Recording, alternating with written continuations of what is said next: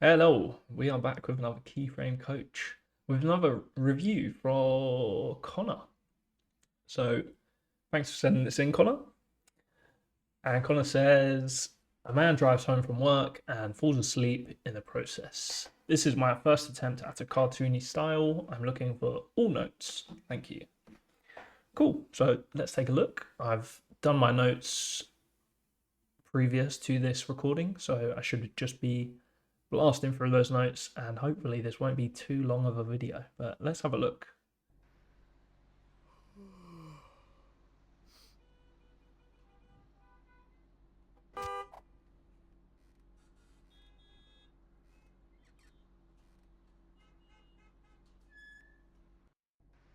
I love it. It's really good, Connor. I think it's great, and I kind of struggled to make notes, to be honest. I thought it was just really nice, but of course I found a few things, and hopefully those things will just help to further your animation and maybe give you some things to think about for this shot and maybe shots going ahead as well. But yeah, let's have a look at what I had in terms of notes. I'm just gonna unhide my sketches here. So I'll just go through in chronological order of the notes. This isn't necessarily order of importance, but it's just the order that they are in the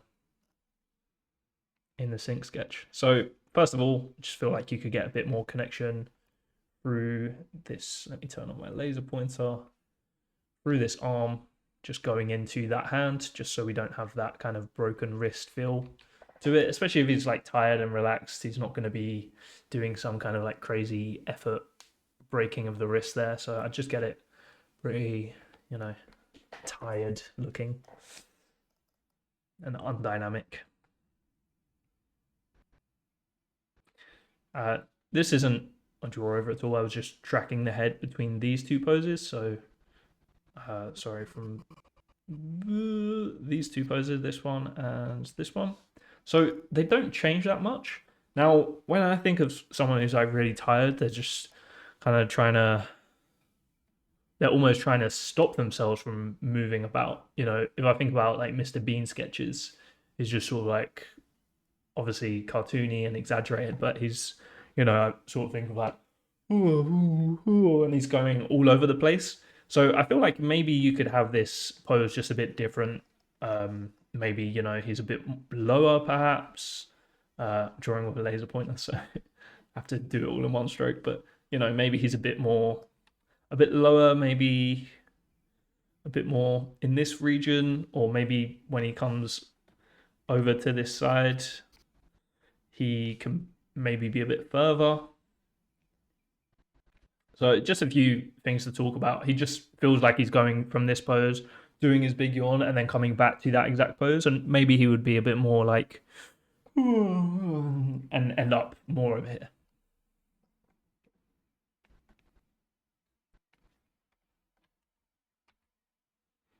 This is just a general note to kind of raise the eyebrows a bit more. I feel like there's plenty of room on his forehead to play with, so why not use that range and just push the facial expressions a bit more? Feels a little bit default right now.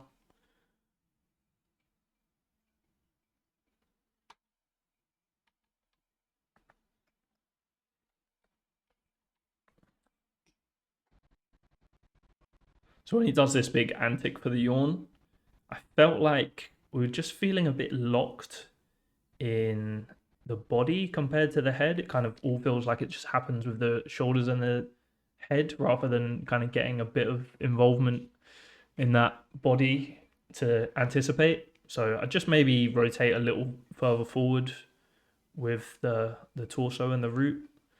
And I think that would also help alleviate some of the stress on this elbow, because if you look at what's moving most through that movement, it's actually kind of this area here, which becomes a little distracting. So I think you could move him forward a bit, which would kind of reduce the amount of motion that those arms are extending. But you could also like roll the shoulders forward a little bit as well, just so that that elbow doesn't move so much.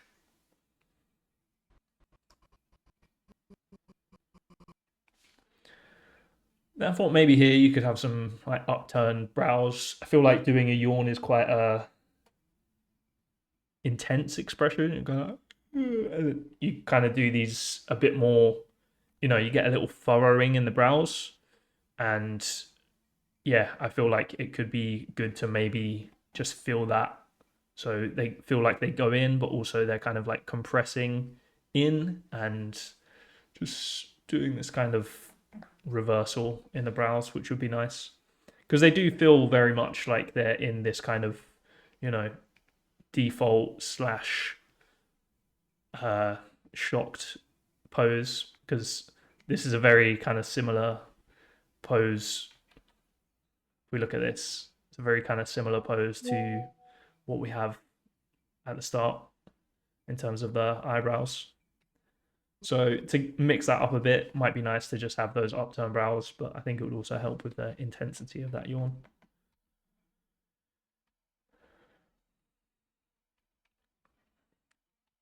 And then if we look at what you had here when it comes down, they're kind of just coming down in that same kind of shape. There's not much of a reversal, so it might be nice to kind of come from up here down to a bit of a straight slash a reversal of that eyebrow before then coming back up into what you have and maybe a little higher as well as the rest of the shot. Just get a nice bit of contrast and squash and stretch in that face, really. Especially if you're doing a big movement going from down here to just be nice to get some more squash and stretch in there.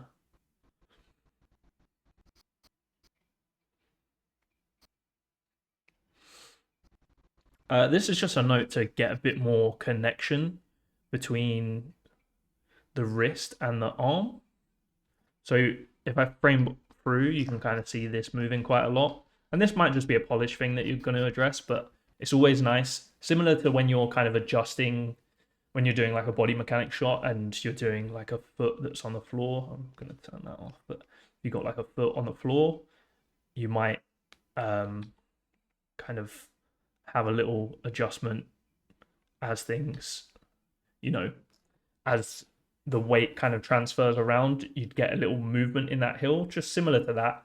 Treat the wrist like the heel of the arm and just get that feeling nice and connected to the rest of the arm to avoid that kind of IK feel in here.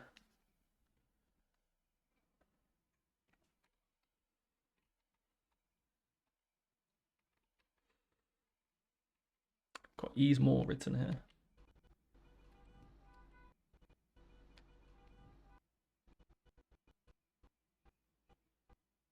Yeah, for me, it just felt like as soon as the eyes close, you're kind of into that next beat. So it's like close and then instantly. But I feel like you could maybe close and then just slowly ease out. Similar to, I kind of think about Mr. Bean when I think of something like this. I think that's a great sketch where he's trying to stay awake in church or an exam or something. I think it's church. But, he kind of does these things where his eyes sort of close and then the weight of his head just kind of takes over and he does these kind of things. So that might be worth looking at for timing. Obviously, he does comedy incredibly well. But I feel like maybe you would just want to ease more so that it doesn't feel like the head is almost like deliberately doing that. Like his eyes are closed and then there's just like a moment where you just feel that the head weight just start to like ease in. So I'll maybe ease into this for like 2 or 3 frames. Just feels like between here and here, 2 frames later, that could maybe be like 5, 6 frames. Have a play with it, but just anything you can do to kind of get him going from that kind of still pose to just ramping up, just pushing the spacing of that a bit more would be nice.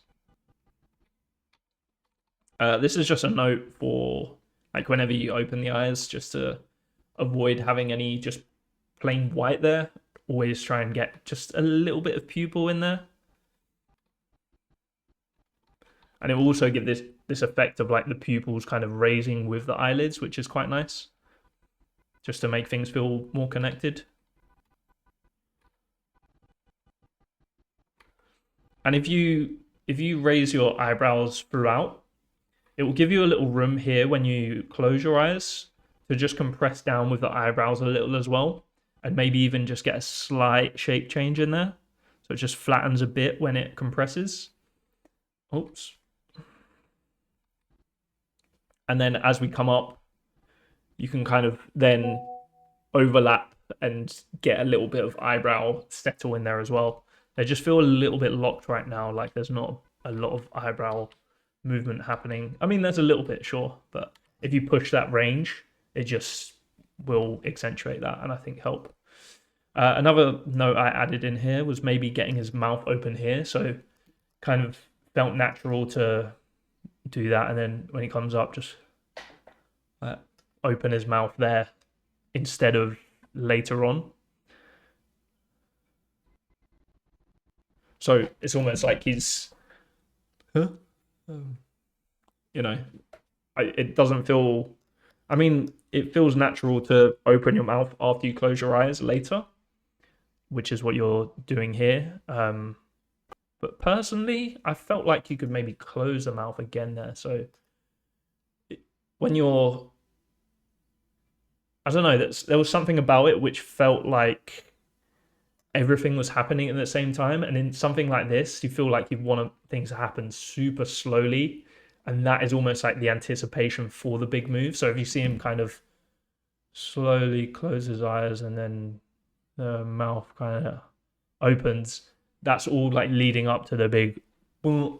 But if you don't have time to do that, I feel like opening the mouth is just feeling like it's happening all at the same time. So you just get this kind of like versus like a close and then slow open of the mouth. So maybe you would get it when he like shocks himself awake. And then maybe that would close again as he goes into that sleep again.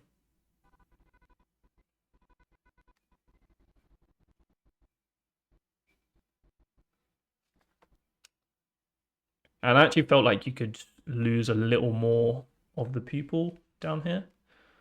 Just feels like it's almost like you're leading down with the eyes in the animation. So you could just like cover those so that he's almost like unconscious at this point. His eyes are not, I mean, these would maybe move a little more. Drawing in white, that's helpful. But these would maybe move a little more down. And then here they would just be getting covered up by those eyelids.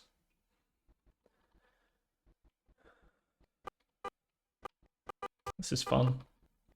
I do think you could ease out more in this moment.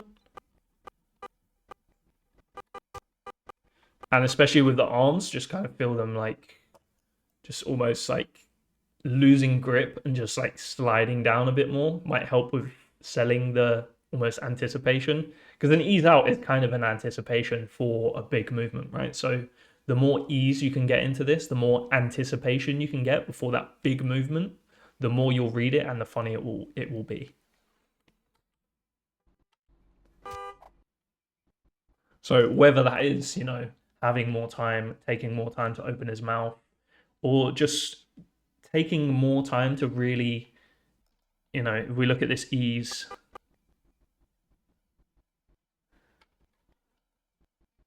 this could take, you could put all of these frames to like a frame further apart so that things really just happen slowly, and he slowly goes down and just hits really hard. But at the moment, it just kind of feels a little linear, and then we actually get like a frame of 2 frames of stopping in there, which I think is kind of fun.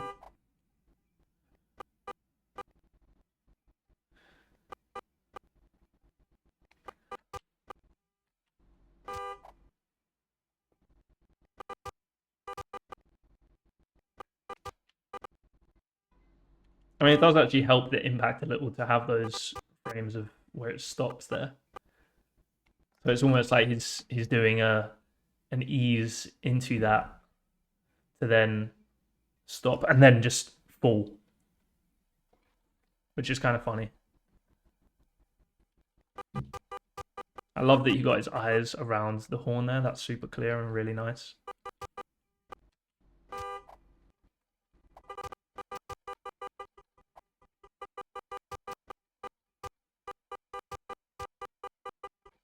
Let me turn that sound off.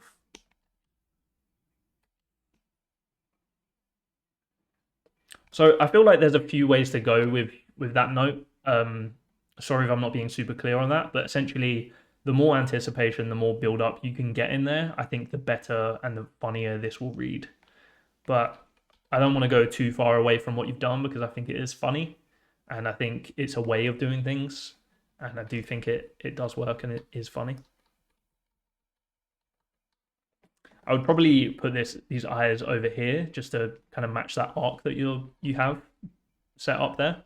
Kind of feels like he's doing this arc and then through the smear, he kind of goes over here and then lands here. So I would just continue that to be clear. And then I have a few thoughts on these arms, which I think are super fun. And I think, to be honest, this is super nitpicky, but, I thought I'd mention it anyway. A few ideas. So I'll start with this arm. I think this is working pretty nicely. I felt like you're kind of building up this arc around here. So on the next frame, you kind of want to be here with around here with your hand. And then you can go, so the arc of the arm kind of feels like it does that. So I just want to see points on there where, we're here, and we're here. So then I feel like as well with this, it feels like it's a bit not quite here or here. I feel like with that, you want to be nearly at the end or nearly back where you were. This just kind of feels like it's coming. If you look at the spacing, we're kind of like up here, and then we're like here, and obviously you would kind of want something a bit more just sharp into that, or basically there. So I don't know. I chose to maybe do that so you bridge a bit of that, so you can continue to have your multiple in there, and then it's just pushing what you have and getting a bit more shape and overlap on these hands and things, and getting things in silhouette and feeling a bit nicer.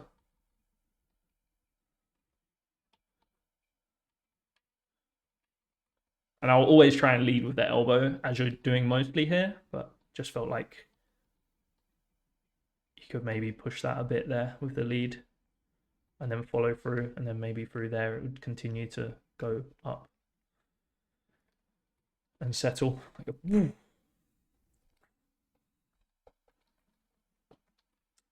Okay, let's have a look at the other one. So I think it's really nice. I'm just thinking about what the arcs are doing. So this is kind of coming up.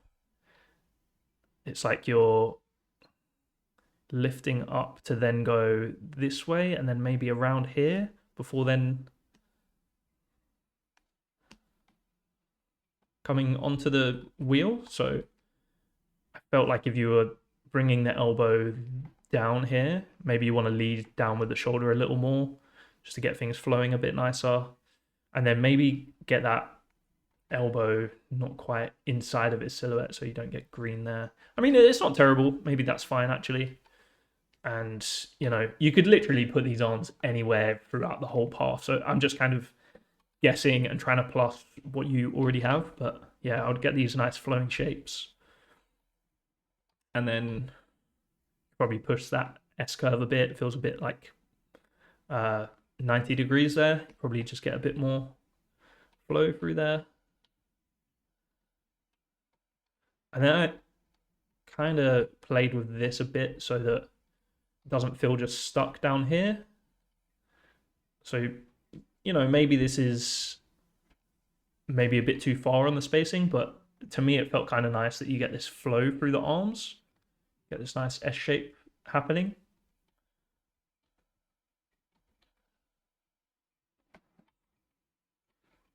And then here I would just kind of continue that ease so that that line doesn't hit so hard. And then the thumb maybe comes up. And then when you land, I know I haven't drawn it on those contact poses, but I feel like you can maybe get the hands a bit more in, like he's super wired and just like, huh, what happened? Where am I? And that would just give you a bit more contrast compared to, where we are at the start. His hands are kind of to the sides. It would be nice to change up that position a bit. And you could also change that position a bit as he's going through the shot. That might be nice. So, I feel like this would only be improved by having these hands here, where it's kind of, a bit wired. And then as he does this, maybe he comes down in a different position. Yeah, maybe it's like here with that hand, and then this one could maybe just adjust or slide down a bit. He's just a bit nervous. Just in this kind of like transition into, my God, what have I done? But I wouldn't do too much there. I'd keep it simple like you have just on the face. It's really funny. That's a hand position. A few quick things on the face. So I felt like you could really push the asymmetry in this face, especially for this wacky moment. You could really, do that kind of Pixar blink where, you've kind of different the spacing with things, and one eye is more open than the other. Get some asymmetry in the brows as well, and even asymmetry in the pupils. One pupil down, one pupil up. He's just like come out of this crazy moment. So you can go crazy with things, really push things in that eye mask and pupil and white of the eye, and just really push things and go as crazy as possible. You could also push the eye size. So when he comes up, the pupil size, sorry, when he comes up, they're a bit more dilated. You could get some squash and stretch going on those pupils as well in these big moments. Just be really nice and treat those pupils almost like a really squashy, bouncy ball. I think that would be really fun. So again, this is just like varying how the spacing of those eyelids are happening, just to get some asymmetry in there and really make him feel like he's just come out of that crazy moment, or just like complement what you've got going on with the cartoony eyes. And then as those eyes open again, opening the lids at a different rate, and then the pupils dilating back to normal. And again, pushing those eyebrows, sorry. I would probably chuck in a little eye dart here, so he's in that moment, and then the eye dart kind of suggests that he's thinking, oh God, did someone see? And then he looks.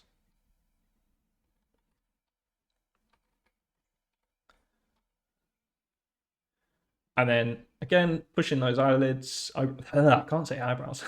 Eyebrows. I'd probably get his mouth closed here, so it's like just changing into a more did anyone see position. There's a little pop in the shoulder here as he kind of comes up. Feels like that doesn't necessarily need to do such a big arc as we come around. I would just keep it as simple as possible. We're looking here fully. The shoulders are not important. If they're doing anything too fancy or distracting, it's just going to draw our attention, which is not ideal.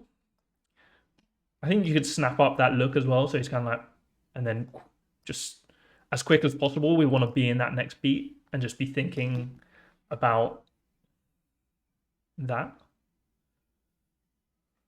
Or just be reading that moment sooner.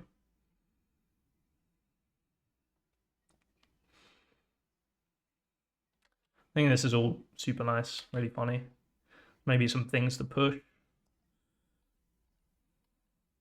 I would just maintain his eye line here. It feels like as you come down, the position of these eyelids, I cannot get my terminology for eye parts right today. But these pupils maintain contact with this mirror. Just feels like they disconnect a little bit, and he ends up just having those eyes fully connected to his head rotation.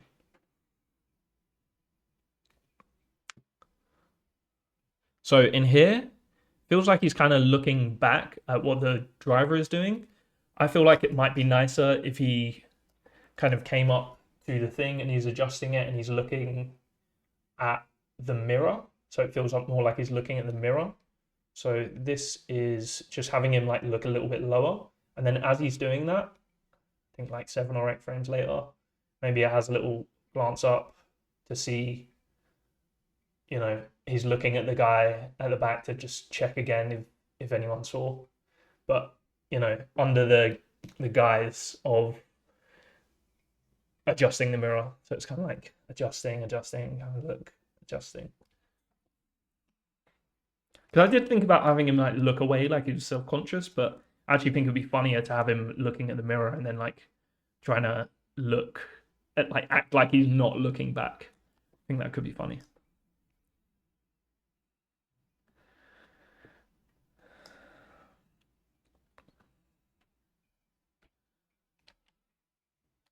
And again, he looks back down to the mirror, of course. And then here, I feel like you want to. So I would probably get him internal here, so he's like with his thoughts. And I might have overdrawn this. Okay, it's on that frame. So he just kind of like looks down a bit, so he's not looking in the rear view mirror or at the rear view mirror. He's like internal with his thoughts here, just a bit sooner. Because as we like come through here, there's like this moment where we're not really sure if he's looking here or just like looking at nothing. So it might just be nice to make that clear and get that eye move before the move happens, essentially. Again, there's that sort of shoulder pop thing where we just want to tone that down and make it incidental to everything else that's happening, just so we don't look there as much as possible. I think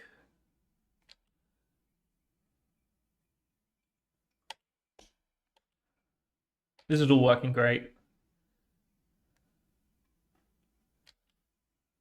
If anything, I did feel like you could maybe push that moment at the end a little bit more. So it's just a little bit more. I almost missed it the first time I watched it.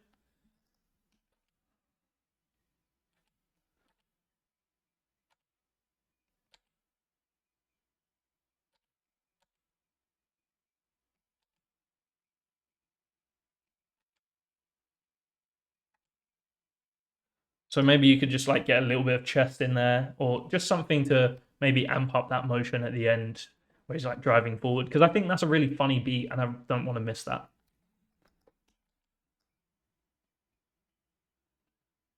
But yeah, overall, great job, Connor. Let's watch it again because it's so nice. Thanks for watching. And if you guys want a review, check out keyframecoach.com. And until next time, see you later.